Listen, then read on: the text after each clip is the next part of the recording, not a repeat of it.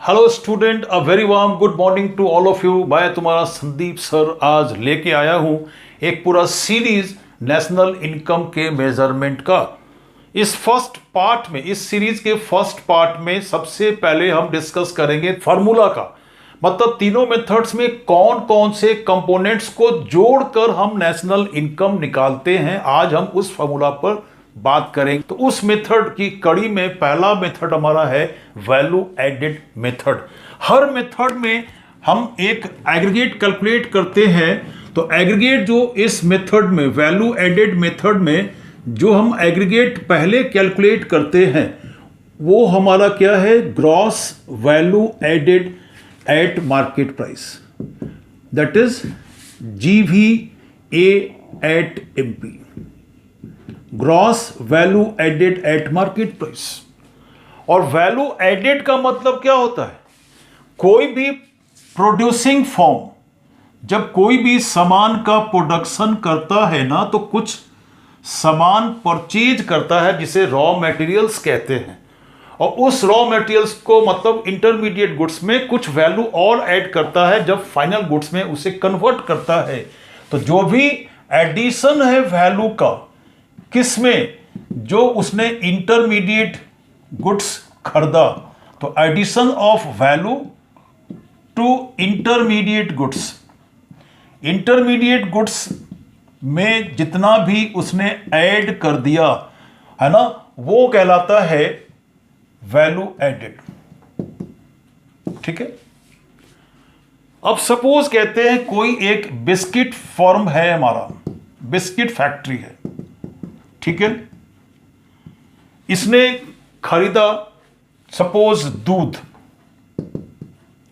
मैदा, तेल, चीनी एटसेट्रा, बहुत सारे इंग्रेडिएंट्स है जिसने खरीदा। सपोज इन सब का उसको खरीदने का खर्च जो लग गया वो है 500 रुपया। बताइए, इंटरमीडिएट गुड्स है, इसके परचेज पर जो भी कॉस्ट आएगा उसे इंटरमीडिएट कॉस्ट या इंटरमीडिएट कंजम्पशंस कहते हैं। मतलब 500 रुपया हो गया क्या, उसका इंटरमीडिएट कंजम्पशंस का वैल्यू। अब सपोज बिस्किट बना के जब वो बाजार में बेचता है तो वो बाजार में सपोज 750 रुपया में बिकता है। मतलब उसने 500 रुपये के सामान में 250 रुपया ऐड कर दिया। इसी को हम कहते हैं वैल्यू एडेड, क्योंकि जो भी 750 रुपया वो पूरा बिस्किट का कीमत है बाजार में ना, उसने नहीं बनाया, उसने सिर्फ बनाया कितना, 750 में से 500 घटा दिया 250 रुपया का, क्योंकि 500 का सामान तो पहले से वो हमारा वैल्यू जनरेटेड था। तो ये हमारा वैल्यू एडेड कितना हो जाएगा, तो 750 में 500 रुपया घटा देंगे तो ये क्या निकलेगा हमारा, 250 रुपया। यही हमारा है value added by this firm. अब ये 250 जो निकला, कैसे निकला, 750 जो हमारा है ये क्या है, that is value of output.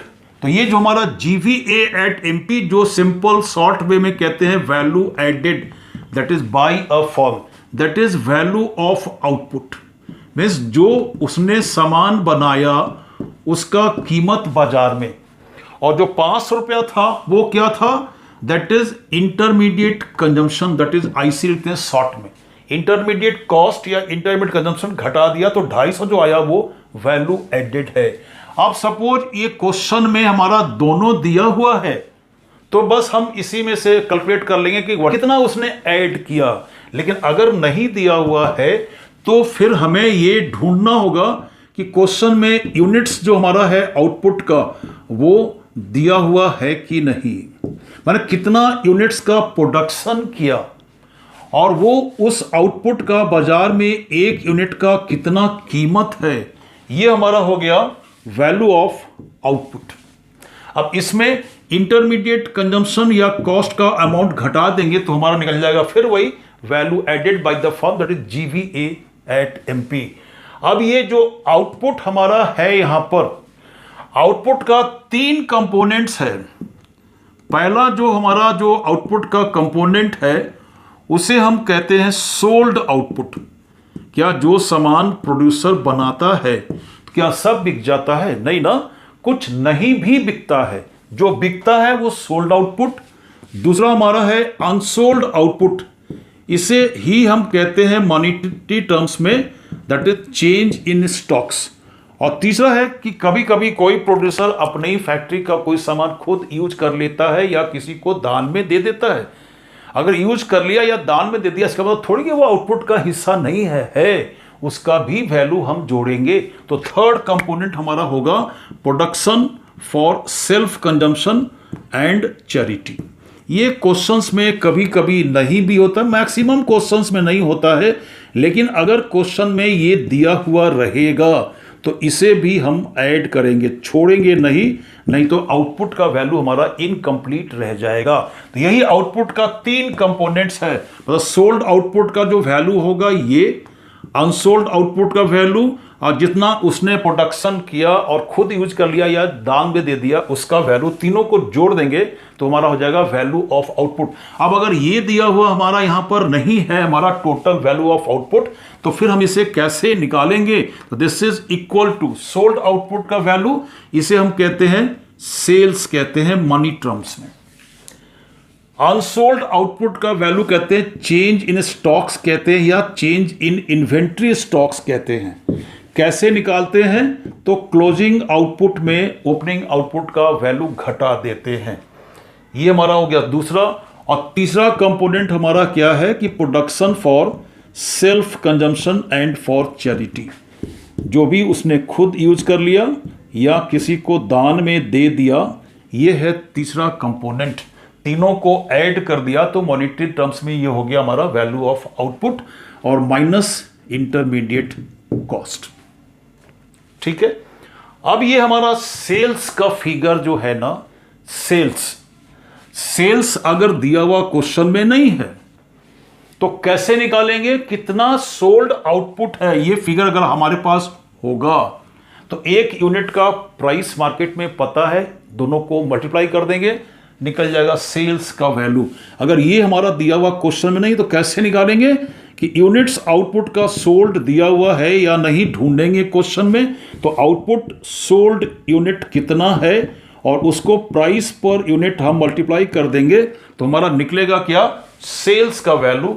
अब बाकी सब ज्यों का त्यों लिख देंगे, डेल्टा स्टॉक में शॉर्ट में लिख देंगे, डेल्टा स्टॉक में चेंज इन स्टॉक्स और plus production for self consumption. अगर क्वेश्चन में ये दिया हुआ नहीं है तो इससे फॉर्मूला में नहीं भी लिखोगे तो कोई फर्क नहीं पड़ेगा, नंबर नहीं कटेगा, लेकिन अगर दिया हुआ है तो इसे भी ऐड कर देंगे। ये हमारा हो गया total, that is sales plus change stocks plus production for self consumption और माइनस इंटरमीडिएट कॉस्ट।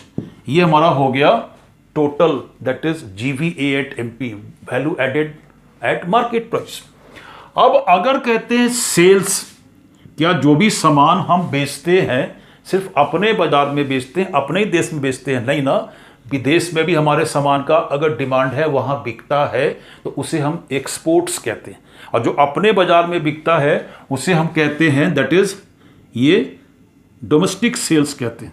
तो अगर कहते हैं सेल्स नहीं दिया हुआ है तो हम ढूंढेंगे कि ये हमारा कंपोनेंट है कि नहीं। सेल्स का 2 कंपोनेंट है, एक अपने बाजार में जो बिका उसे डोमेस्टिक सेल्स कहते हैं, और दूसरा जो दूसरे देश के बाजार में बिका जिसे हम एक्सपोर्ट्स कहते हैं, मीन्स सेल अब्रोड। इन दोनों को जोड़ देंगे तो ये हमारा निकलेगा सेल्स का फिगर। अब प्लस बाकी जो है अमाउंट जो है एज इट इज जोड़ देंगे, that is change in stocks, ये हमारा हो गया 1, और plus production for self consumption. Maximum question में नहीं होता है, लेकिन अगर होगा तो इसे भी हम जोड़ेंगे।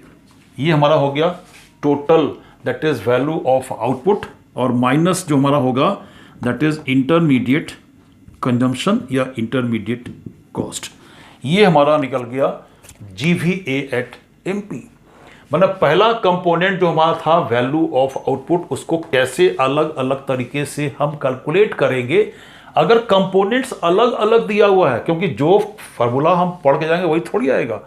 जो क्वेश्चन में कंपोनेंट दिया हुआ है अकॉर्डिंगली हम ये फार्मूला लिखेंगे इसकी जगह पर, और इंटरमीडिएट कॉस्ट का वैल्यू घटा देंगे वैल्यू ऑफ आउटपुट में, तो निकल जाएगा हमारा value added. Gross value added का जो सेकंड कंपोनेंट हमारा है ना, वो है इंटरमीडिएट कंजम्पशन।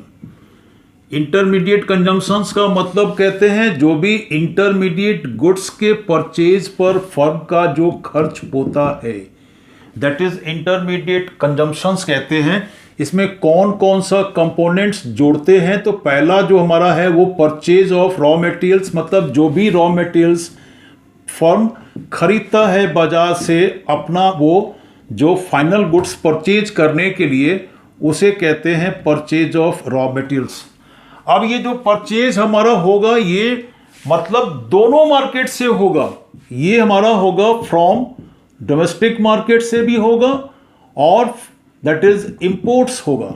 अगर हमारा अपने मार्केट से खरीद लिया हमने तो क्वेश्चन लिखा हुआ मिलेगा purchase of raw materials from domestic market, और सेकंड हमारा होगा दैट इज इंपोर्ट्स कहते हैं, मतलब परचेज फ्रॉम अब्रॉड। दोनों को जोड़ देंगे ना, then we get this total purchase of raw materials. अब इसमें और क्या जोड़ते हैं? तो इलेक्ट्रिसिटी और अदर एक्सपेंसेस जोड़ देंगे तो हमारा निकलेगा क्या?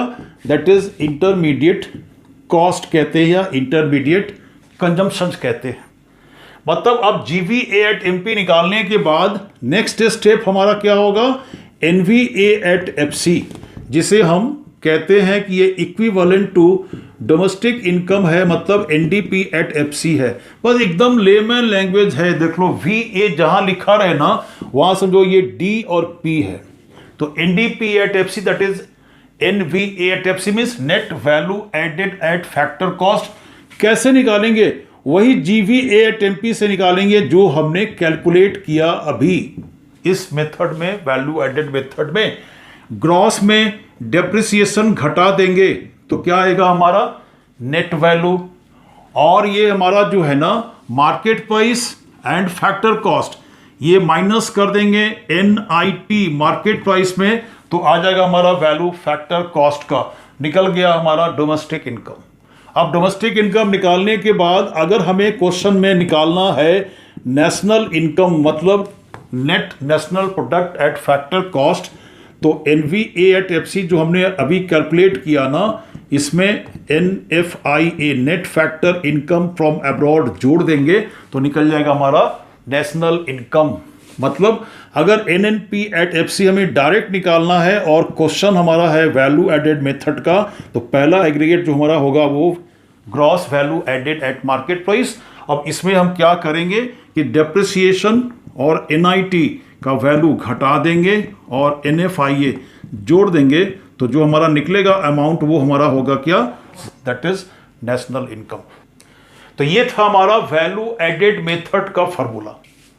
मतलब जीवीए निकालते हैं, कौन कौन से कंपोनेंट्स को जोड़ के निकालते अभी हम सीखे। तो सबसे पहले निकालते हैं जीवीए एट एमपी, निकालने के बाद में डोमेस्टिक इनकम, उसके बाद निकालते हैं नेशनल इनकम। तो that's all about this value added method. तो चलो फिर मिलते हैं अगले वीडियो में एक नए वीडियो के साथ जो हमारा होगा इनकम मेथड का।